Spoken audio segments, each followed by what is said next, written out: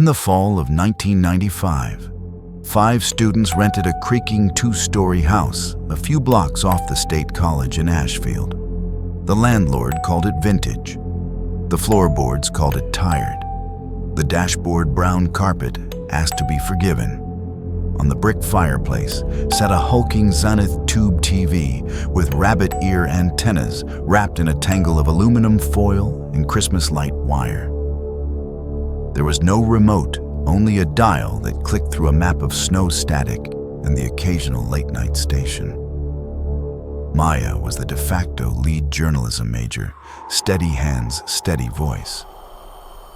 Ben, a theater kid turned pragmatist, built shelves out of milk crates.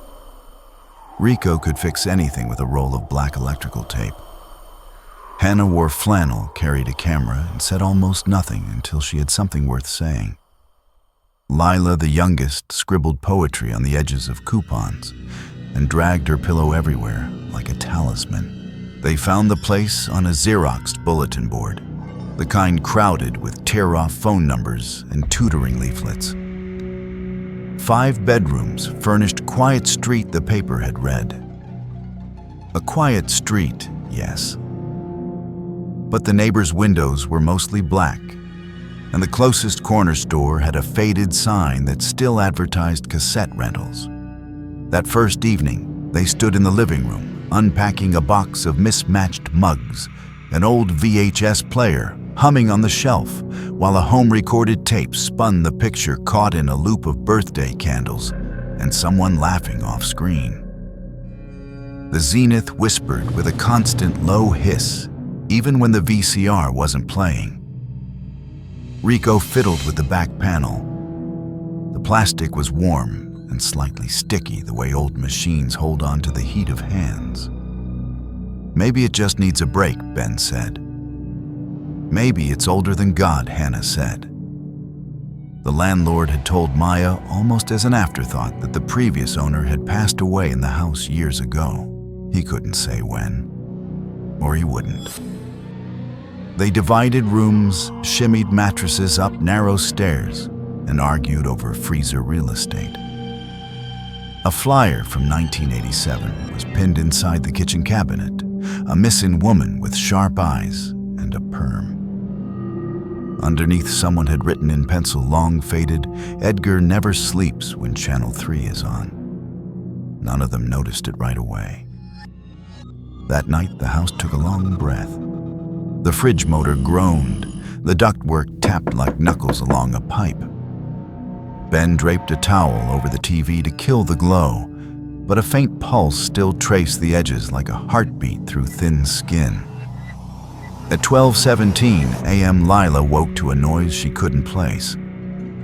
A distant, hollow thunk like metal biting earth echoed from somewhere below.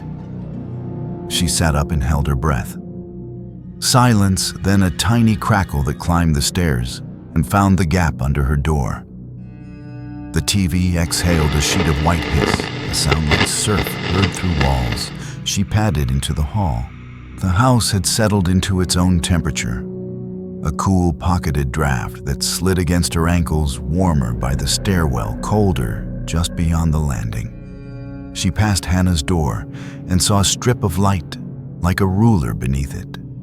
Hannah never slept without a lamp. Downstairs, the living room glowed. The Zenith spilled a gray storm across the carpet, the static whispering with a soft electric rasp. The rabbit ears bent like insect legs toward the ceiling. Leela stopped in the doorway, everything in her going very still, like the loop before a sneeze, like the pause before a word lines up inside your mouth. She spoke without meaning to. "Hello." The hiss thickened for a second, a coarse rush that swelled and softened, as if a throat were clearing itself on the other side of the glass. Behind the static, almost too low to hear, there was a flat, rhythmic sound, thunk, thunk, like a hoe punching into wet ground, lifting and punching again. Lila's scalp prickled. "Ben," she called. Rico footsteps on the stair. Maya appeared pulling on a sweater hair in a hurried ponytail. "You hear it too." Lila nodded toward the screen. The static swam with tiny comets, black flecks chasing white ones. In the storm edges, tried to become pictures, tried to shape themselves into faces, but gave up halfway and fell apart.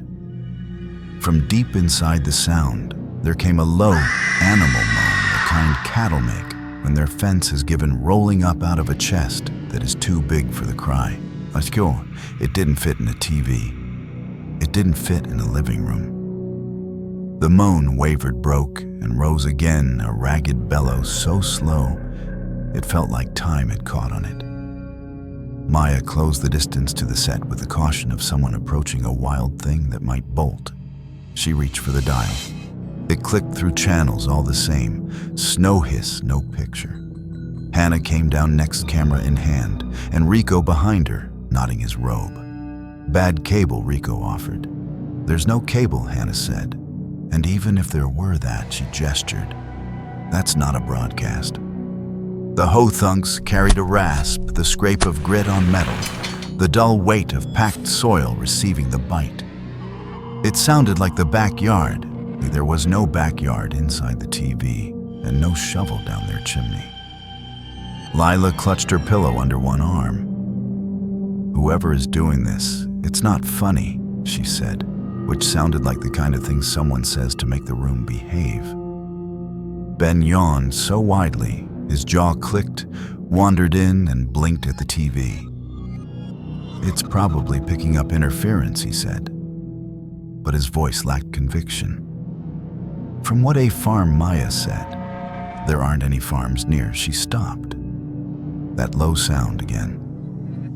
A cattle bellow rolled through the static, deeper this time, fuller, as if the animal had turned to face them close, just on the other side of that glass fog. Hannah raised her camera and hit record. In the viewfinder's tiny speaker, the hiss fizzed drier, more brittle. And the rhythmic thunk sounded closer, more intimate, as if the hoe were striking a wooden box nearby. "I'm unplugging it," Rico said. He traced the cord behind the console, leaned to pull it. The fabric-covered wire looked older than the students put together.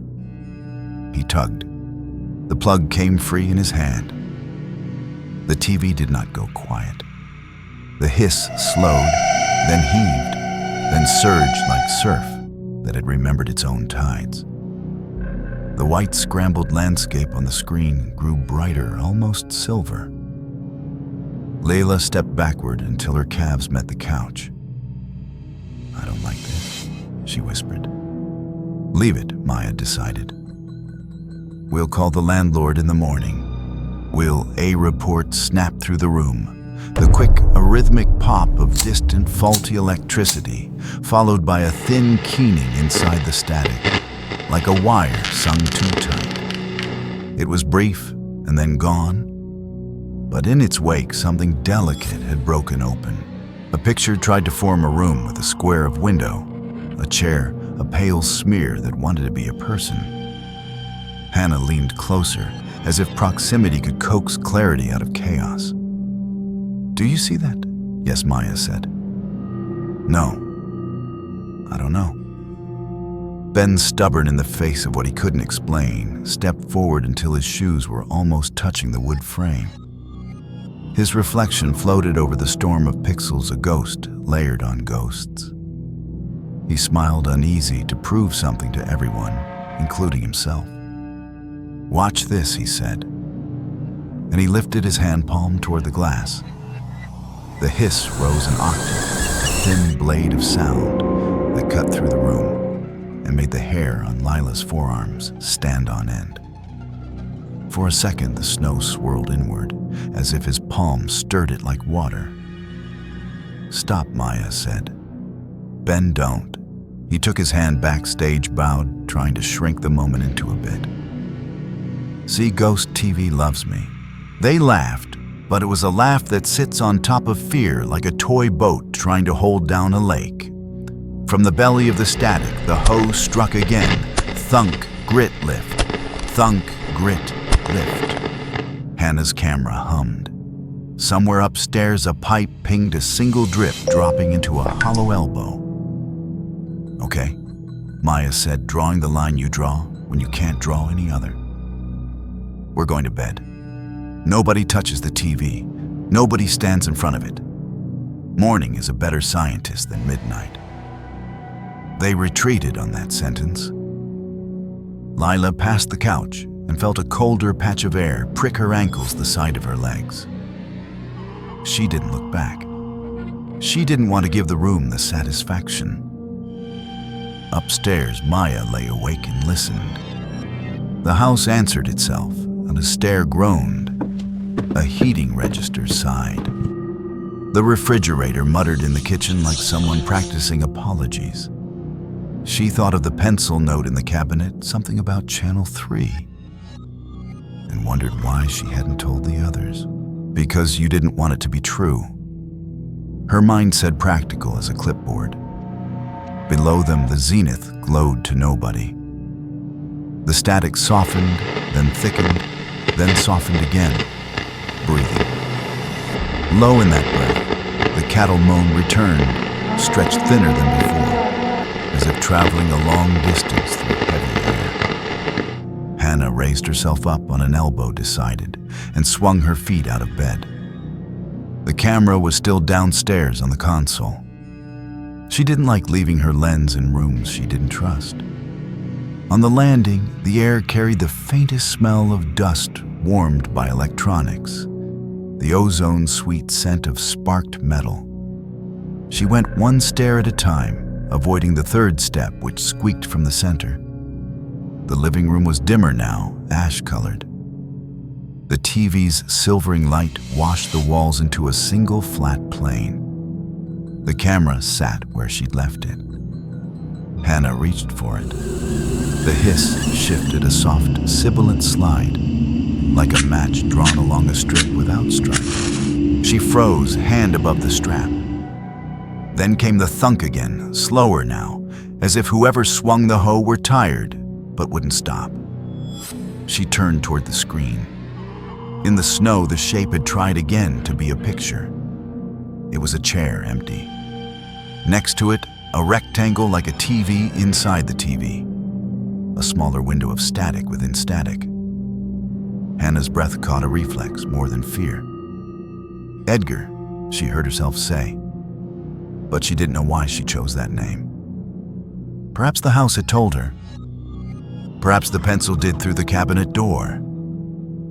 The hiss collapsed into a whisper, a narrow band of sound like breath under a door. And then, as if responding a low bellow, unfurled deeper than the others, a sound with an age to it, bending the air until Hannah felt it in her ribs. It rolled once, twice, and then settled into a hush pierced by the stubborn tap of the hoe.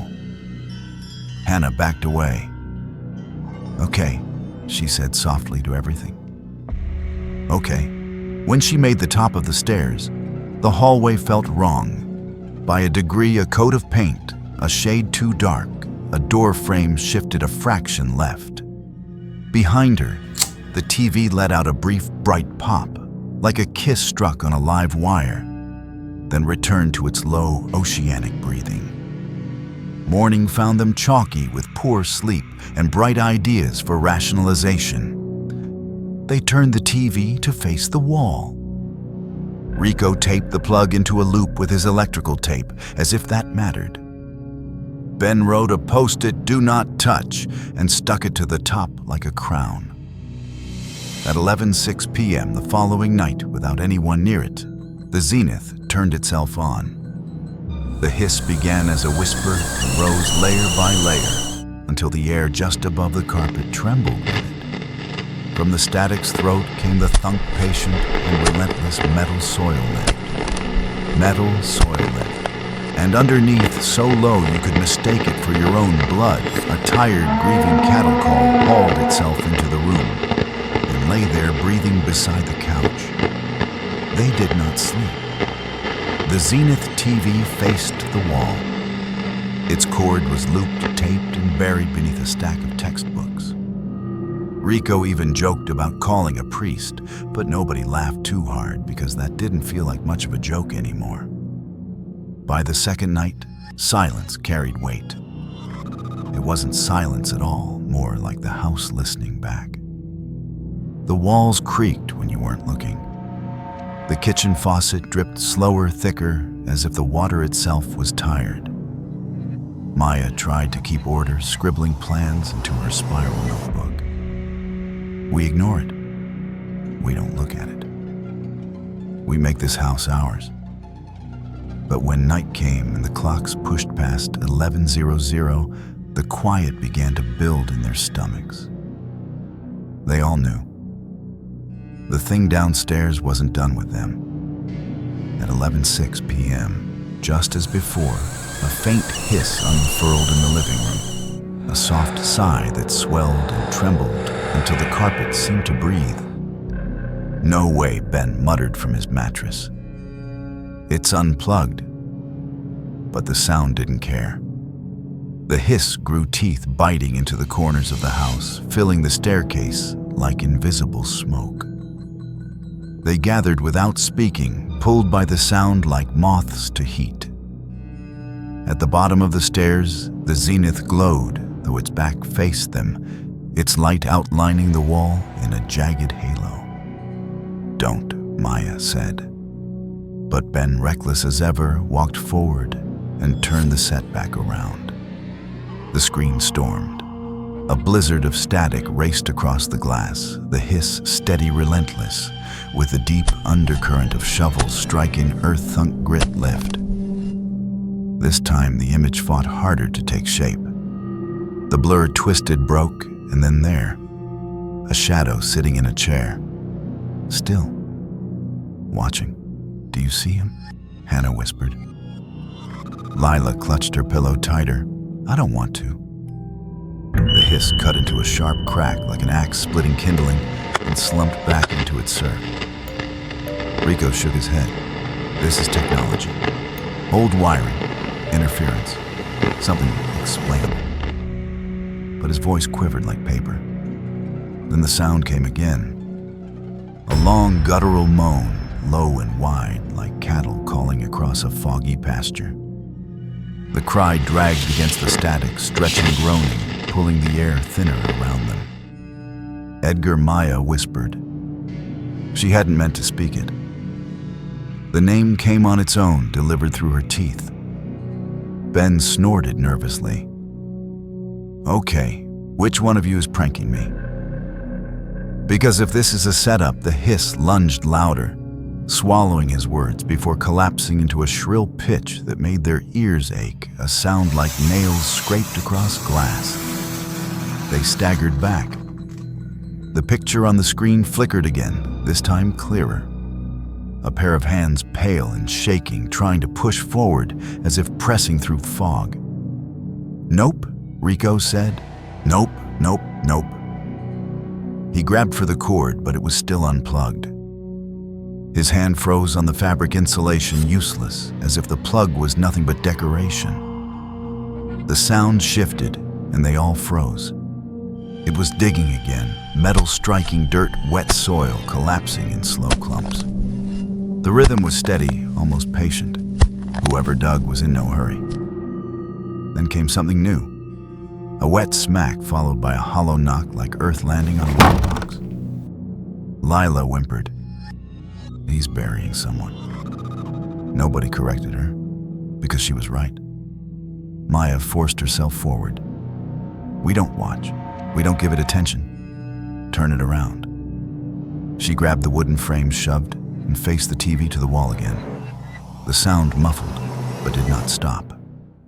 The hiss leaked like steam through plaster, still filled with the moan of cattle and the measured strike of the hoe.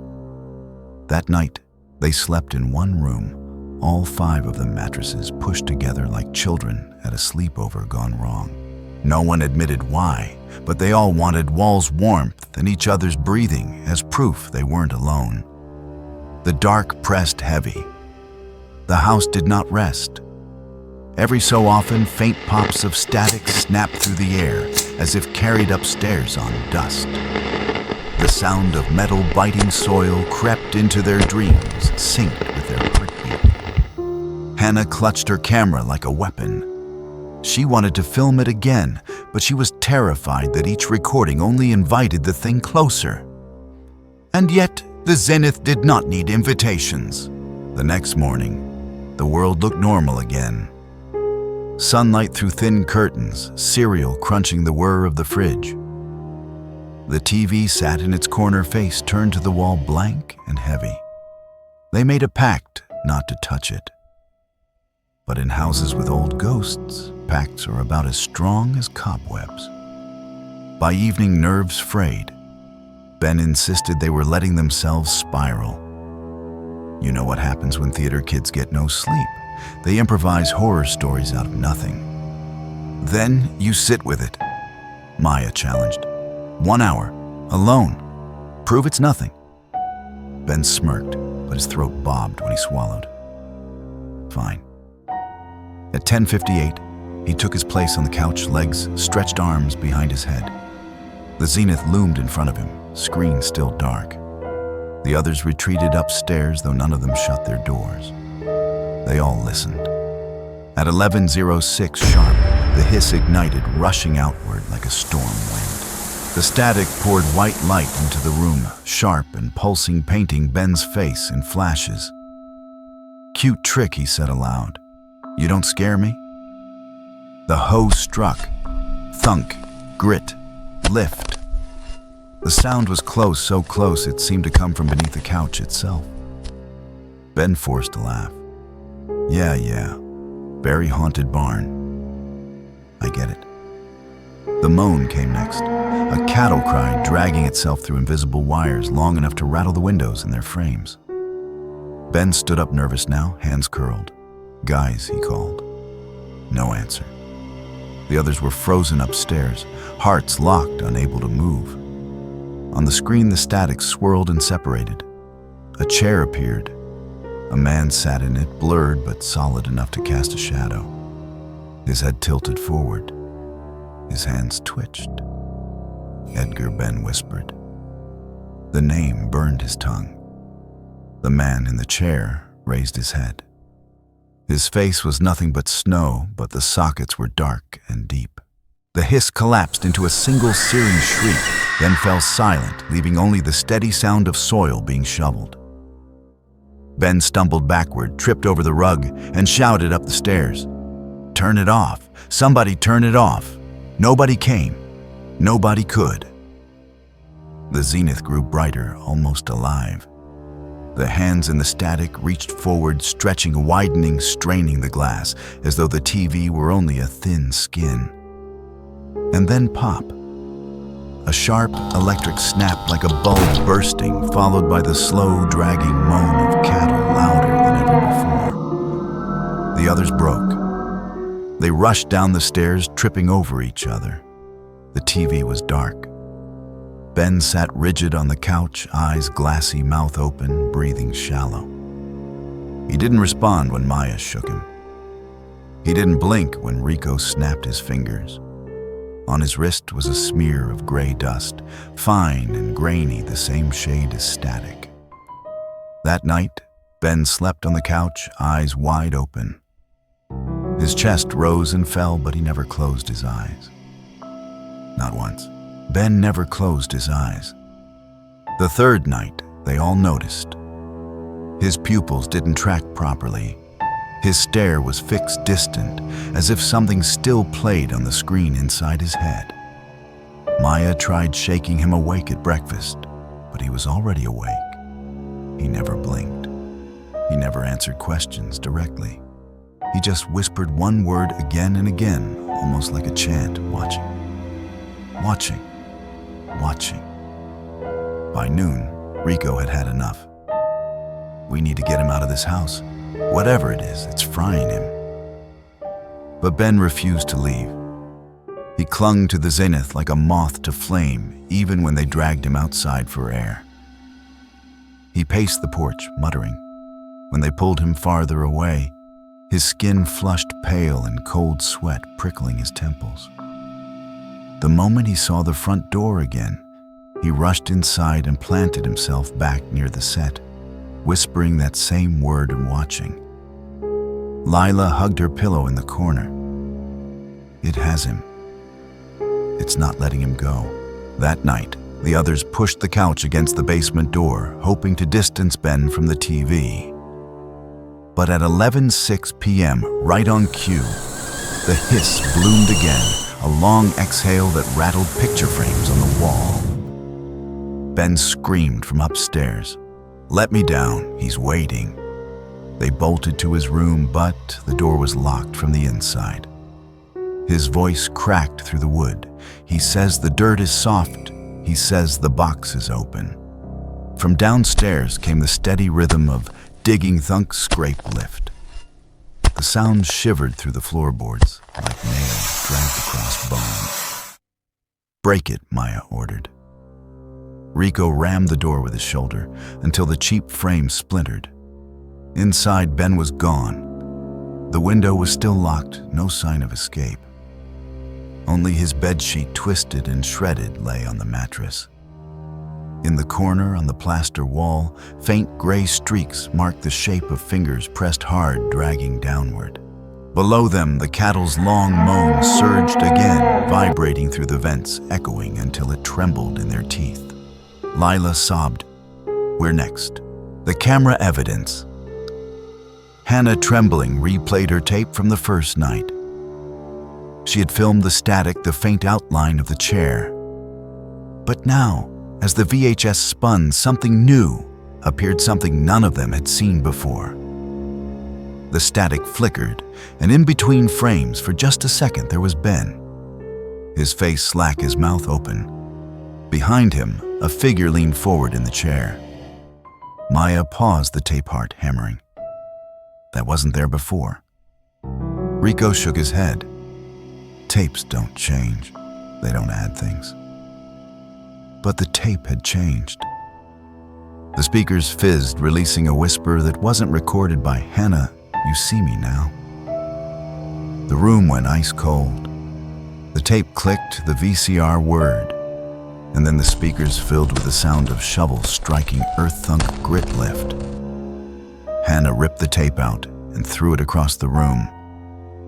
The cassette cracked open, film spilling like black ribbon. But even as it lay broken, the faint hiss still seeped from the coils of tape, a miniature storm whispering on the floor. The fourth presence. That night, they huddled together again, all except Ben. He was simply gone. They didn't know if he had been taken or if he had become part of what lived inside the static. At 11:06, as though nothing had changed, the TV flared alive once more. The hiss swelled until the very glass windows of the house hummed with vibration. This time, the image formed faster. A room shadowed, a chair, a man, and beside him, another figure. Small, thin head tilted unnaturally to the side. Ben, Maya whispered. The moan of cattle tore through the static, raw and broken, followed by the dragging scrape of metal cutting into soil. Then the second figure turned its head. Even in static, they recognized the shape of Ben's jaw, the messy curl of his hair. His eyes were black pits in a storm of snow. Lila screamed, clutching her pillow. He's inside. The hiss swelled into a shriek, cutting through their skulls, forcing them to their knees. The screen pulsed, light pouring in waves. The second figure, the Ben that was no longer Ben, raised its hand and pressed it to the inside of the glass. On the outside, the zenith screen bulged outward, as though the surface had become soft and breathing. "Don't touch it," Rico shouted. But Hannah, camera in hand, couldn't stop herself. She lifted the viewfinder, compelled. Through the lens, the picture was sharper, crueler. Ben's face leaned forward, lips moving. And though they couldn't hear with their ears, the camera's microphone captured it, a whisper, threading through the hiss, "Join me." The smell of burning dust filled the room. The air thickened heavy like soil freshly turned. And then, all at once, a deafening crack rang out, like a tree splitting in half, followed by the long, dragging bellow of cattle, so deep it shook the couch off the floor. The zenith went black, and so did every other light in the house. Don't listen, Maya told herself, then realized you cannot not listen when the thing that is happening is sound. They backed to the front window. Maya raised the chair like a batter. Rico held the broom like a spear. Leela gripped her pillow and tried to hide behind it with entire body sincerity. The hiss behind them drew itself into a taut, silvery thread, high and thin, like tension wire singing. Then far below the pitch, you noticed the hoe struck again, thunk grit, lift the earthwork of inevitability. Maya swung. The chair hit the glass. The glass did not shatter. It flexed and drank the blow and made a low, indecent boing like a drum head and then settled with smug quiet. Laminated, Rico said, mouth dry. Dual pain. Again, Maya said. She swung. The window answered the same way, less like a barrier and more like a supervisor with tenure. Kitchen window, Rico said. Smaller, easier. They did not make it. From the basement door came a small, polite click, the sound of a latch deciding to be done with cooperation. Down the stairwell, cords made a soft, deliberate scuffing like shoelaces dragged in two hands. Rico turned. No. He took 3 quick steps toward the basement and pushed the door. It did not budge. Leave it, Maya said. Forget it. The window wells, he said. If I get one open, we can crawl out. Rico. He was already shouldering the door. He set the broom under the knob as a lever pushed, and it popped with an almost cheerful release. He vanished down the first 3 steps before Maya could grab his sleeve. Rico Lila squeaked. Below the cords whispered along concrete a bundle of rubber snakes discovering warm prey and liking the idea. A loose plug tapped once against a riser tink, and then again tink like a little metal tongue tasting wood. Maya plunged after him. The basement was darker than dark. Her phone light found dust, found a laundry basket, found the corner of the workbench. It found Rico in profile, bent toward the small hopper window, shoulder braced against the sill. I can do it, he said. Just a skittering rose behind him, quick and dry, the soft rattle of coils sliding from hooks.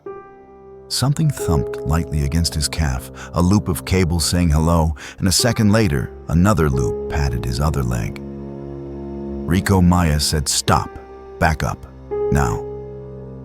He backed a step. So did the cords. He moved left. They moved left. He drew a breath, and for the first time that night, sounded angry instead of afraid. Enough, he said to the basement, the way you say it to a child throwing flour. He stomped at the nearest loop. The cable answered with a wet rubber squeal and flicked quick as a tongue. It wrapped his ankle. Maya moved without thinking. She swung the broom. The bristles slapped cable and slid off. She swung again, aiming for leverage. But the cord had already learned a new trick. It climbed. Around his calf, behind his knee, over his thigh. Another loop caught his wrist, warm from the house's breath. A third found the space between his elbows and the small of his back and cinched like a seatbelt, pulling his arms to his sides. Hold still, Maya said, hearing herself say words she had once heard a nurse say to her as a child. I'm okay, Rico said, which is a sentence people often say between the last moment they are okay and the first moment they are not. The cable around his chest tightened. Maya wedged the broomstick between the cord and his ribs and levered hard. The wood creaked. The cord creaked For a heartbeat, the loop opened, and a sliver of air went back into Rico, and then the loop decided to be the kind of loop that does not open. Leela Maya shouted, "Kitchen knife!" Upstairs, the hiss rose furious now. A crowd's roar turned to weather, and under it, the far cattle call answered with a mournful certainty. In the basement, the cords made small, steady, rubbery squeaks, workmanlike, unhurried, as they drew together, as if obeying a knot they all agreed on. Rico's face had gone pale. He began and did not find the next word. Maya put both hands around the broomstick and pushed, begging wood to be bone and bone to be iron. The stick bowed, the cable bowed, the house tilted, or maybe her vision did. "Please," she said, to physics, to rope, to electricity, to Edgar, to anything that observes and might be moved by pleading. The cord eased a fraction. Rico dragged in a ragged sip of air. A tiny metallic clink sounded right by Maya's ear, the breaker panel nudging itself playful, then a soft, mean little chuckle of current fizzed through the box, as if the house had told a joke to itself. Lila appeared at the top of the stairs with a drawer knife and did not know how to get her feet to bring it down. Maya shouted again. Leela came, eyes wide, knife, held the way people who have never held knives hold them, handled too tight, blade too far from anything useful. "Here," Maya said. She slid the broomstick deeper, making space that did not want to exist. "Cut. Don't think. Cut." Lila sawed. The knife moved an inch, then another. The cable was old vinyl, soft on the outside, stubborn in the middle, metal threads woven like a braid you could not quite get through. "Harder," Maya said. "I am," Lila said, and hated the tears in her voice. The cable jerked. A small yelp escaped Lila, a startled squeak, and the knife skittered across the vinyl with a high, thin itch of sound. The cords answered, every one of them, with a collective, tightening, a chorus of rubber creaks, like shoes turning sharply on a basketball court. "Stop," Maya said. "Stop, stop, stop." The cord stopped. Not enough. Rico was losing time. "Look at me," Maya said. "Stay with me. Look at me." He did.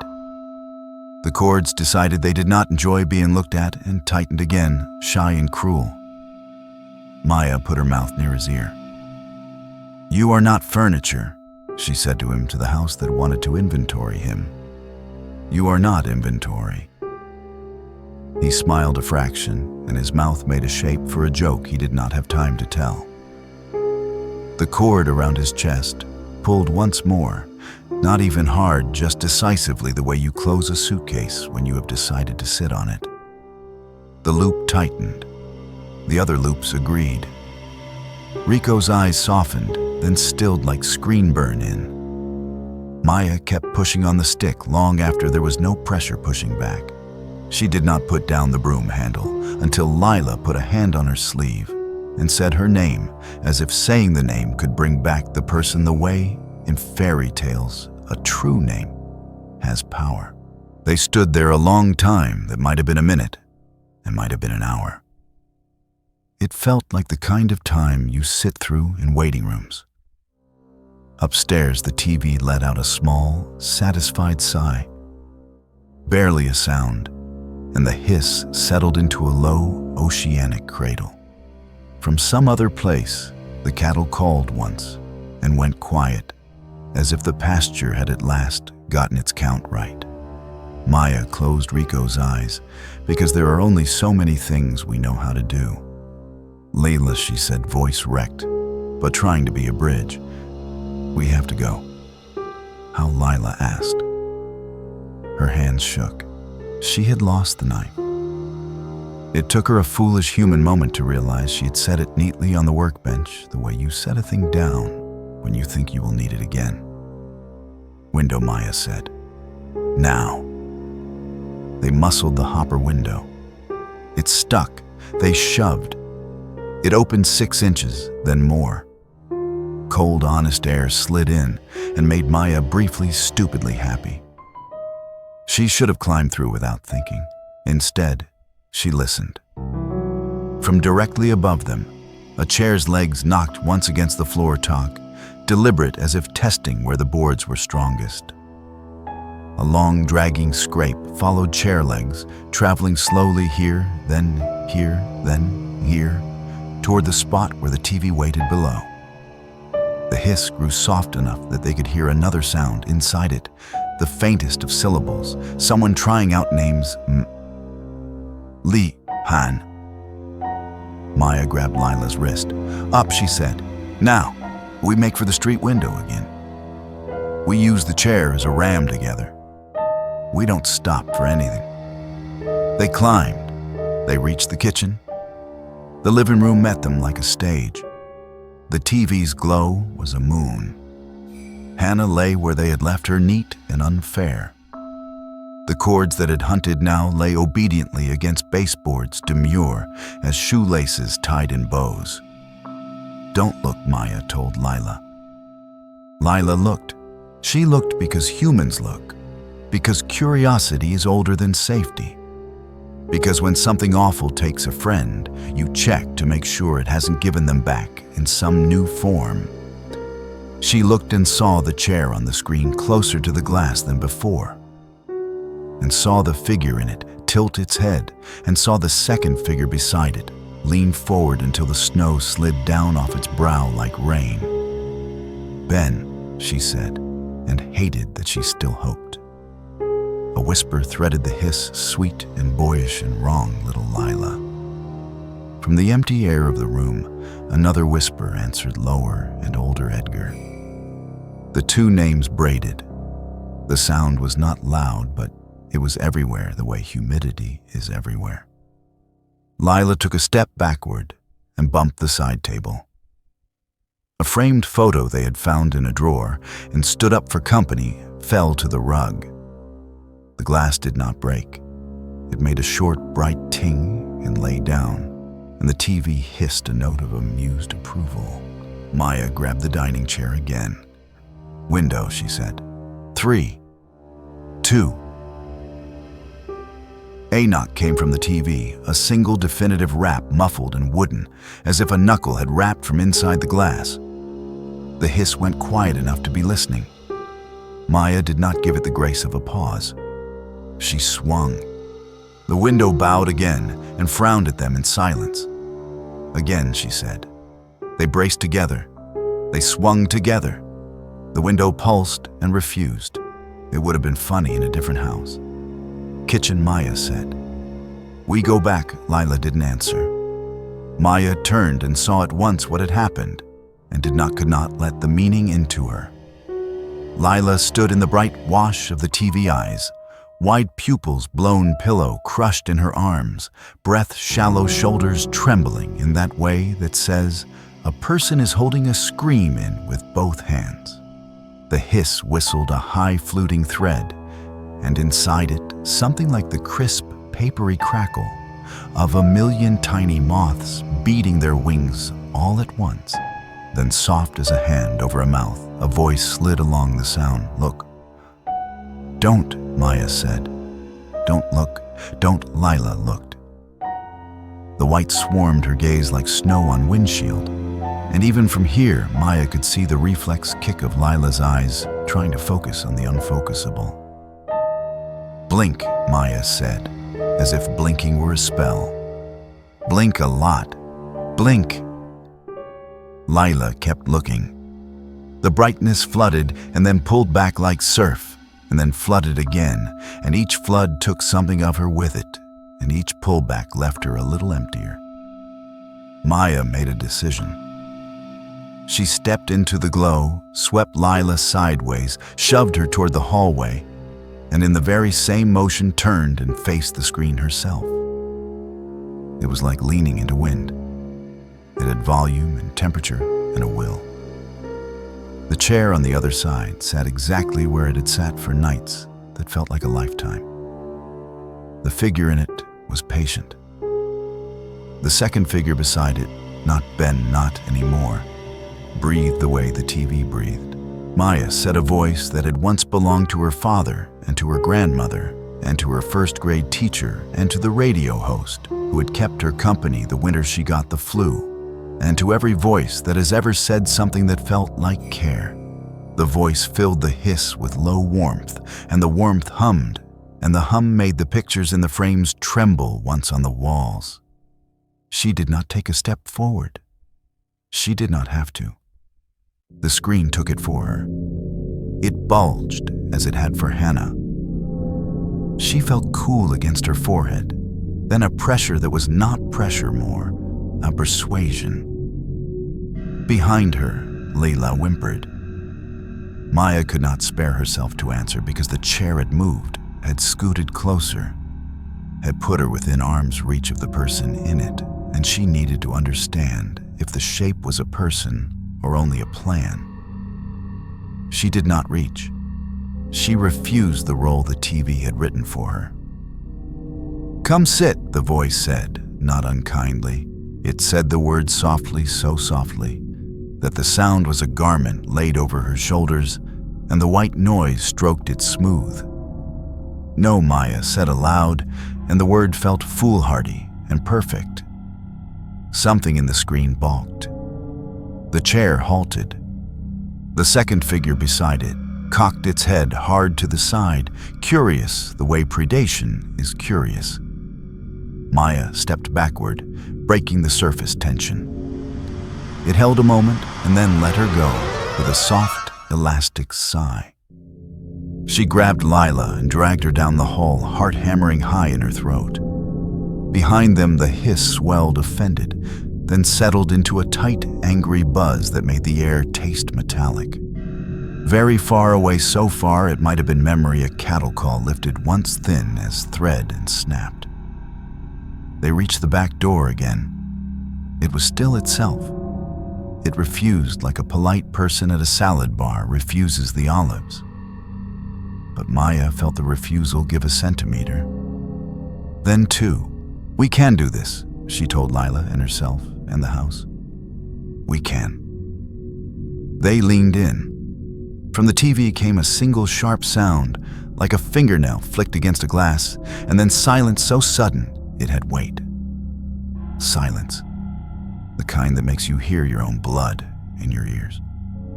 Maya looked at Layla and understood at once silence was worse.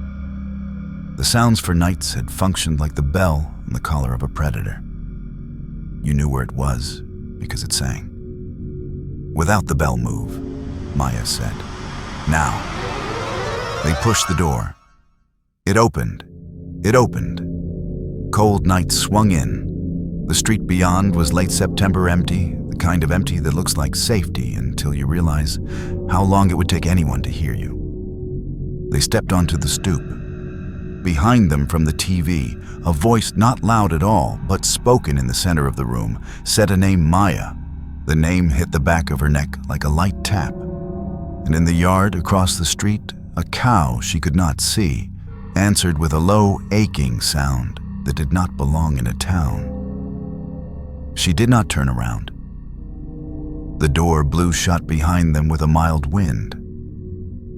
They stood on the porch, touching each other's sleeves, the way people touch each other after bumping into someone hard in the dark to make sure they are still together. Street Maya said, "Lights, people." They went down the steps. The front gate was closed. Maya lifted the latch. It did not rise. She tried again. It did not rise. A faint metallic chatter came from the hinge like coins shivering in a pocket, and then a tidy click decided that the gate knew better. Lila's breath hitched. Maya put her forehead to the pickets and laughed once, a single ugly laugh. Then she grabbed the top bar with both hands and began to climb. The wood was tall and wobbly. Halfway up, she felt something like a vibration in the boards, as if the fence were humming to itself. In the house behind them, the hiss returned at last, in a thin, gossipy whisper, and her name lifted again, and then Lila's, and then terribly Hannah's, and then Rico's, and then Ben's like a teacher taking attendance with a list that never ended. Maya swung a leg over the top and reached back a hand for Lila. "Come on," she said. "We're almost." Lila froze. Maya followed her stare. The living room window, which had refused to shatter, had decided to be helpful in a different way. It had become a mirror. In it, she could see the room couch rug TV, and on the couch, a shape that had not been there seconds before. Someone sat in the place where Hannah had lain. The shape leaned forward in a way that was familiar and awful. "Ben," Lila whispered, and then softly, "Please." The mirror hissed back at them a sound like a radio losing a station in the middle of a love song. "Don't look," Maya said again, quiet this time, a suggestion rather than an order. "Come." Layla climbed. She made the top swung, found the far side with her shoe, and then slid down into the yard. She looked very small. She looked like someone who had wished for this exact moment and not known she would get it. "Run," Maya said. They did not run. They walked fast and dumb and stubborn down the sidewalk because running would have made them feel like prey. The quiet neighborhood didn't look back. No windows flicked on, no porch lights woke. They had left their world, and the world did not notice. At the corner, Lila stopped. "We can't leave them," she said. Maya wanted to say, "We will bring help," which is a sentence you use when you want permission to keep moving away. She opened her mouth. From the darkness behind them came the clop of a single hoof on a pavement, clear, ringing, impossible. Then another, then a long, lonely lowing that stretched down the block like fog and coiled around their ankles. Lila's resolve loosened. "Okay," she said through a shiver. "Okay, help. Police. Someone." They turned toward the payphone by the laundromat. Maya dug in her pocket for quarters and came up with a folded flyer from the kitchen cabinet instead, the one with the missing woman.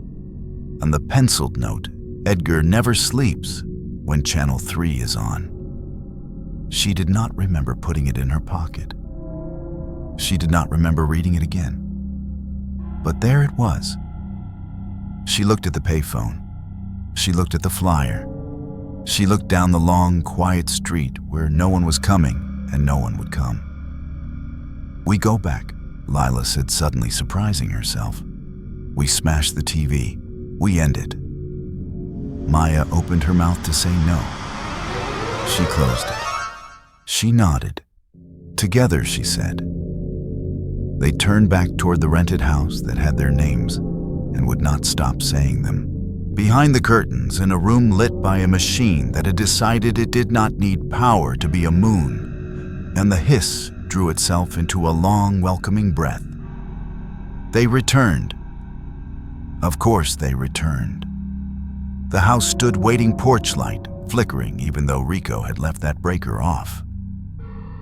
Its glow was the color of a bruise, weak and refusing to die. Maya and Lila climbed the steps again, slower this time, as if they were guests visiting something that had always owned them. The door, which had resisted before, swung open on its own. From inside, the hiss spread a slow, rolling tide of static spilling through the threshold like fog. Beneath it, the faintest rhythm of digging scrape, lift, drop. Scrape, lift, drop. And over all of it, a cow's moan, drawn out, aching, reverberating until the banister trembled. Lila nearly turned back. "We shouldn't, we finish," Maya said. Her voice was flat. Not brave, not steady, just tired. "It doesn't stop unless we stop it." They stepped into the living room. The Zenith TV pulsed with its unnatural moonlight, bright enough to paint the couch, the rug, the photos on the wall. On the screen, the chair was closer than ever. The man in it leaned forward, shoulders hunched hands clasped. Beside him, the figure that had been Ben twitched like a puppet, remembering how to dance. On the rug lay Hannah and Rico, neat as dolls. Lila closed her eyes, but the image burned anyway. "Smash it," Maya whispered. She gripped the dining chair in her hands, its legs wobbling like nervous knees. She raised it. The hiss lifted sharp and angry, a squeal of pressure escaping from the earth itself. The digging quickened, thud, thud, thud, dirt falling faster, frantic. The cattle bellowed louder, hoarse and commanding, shaking the walls until plaster cracked in threads. Maya swung. The chair struck the Zenith's glass. The blow should have shattered it. Instead, the screen rippled like water waves spreading across the static storm. Layla screamed. Again, Maya swung again and again. Each time, the screen absorbed the force, mocking her with its pliancy. From the speakers came a laugh, not human, not full, just a dry, clicking chuckle that clung to the hiss like burrs in wool. Maya dropped the chair chest, heaving. It wants us tired. It wants us to give up. On the screen, the seated man tilted his head. Slowly, creak by creak, he raised one arm and pointed. At Lila. Her pillow slipped from her hands. The static bent into words, crackling syllables dragged over gravel, little. Lila. The moan followed, guttural, stretched like cattle calling her name through a throat of mud. She shook her head violently. Don't listen, don't listen, don't. But the voice inside the hiss only grew softer, more tender. Come, sit.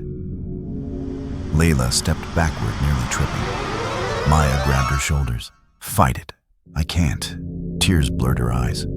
He knows me. No, Maya snapped. It's not him. It never was.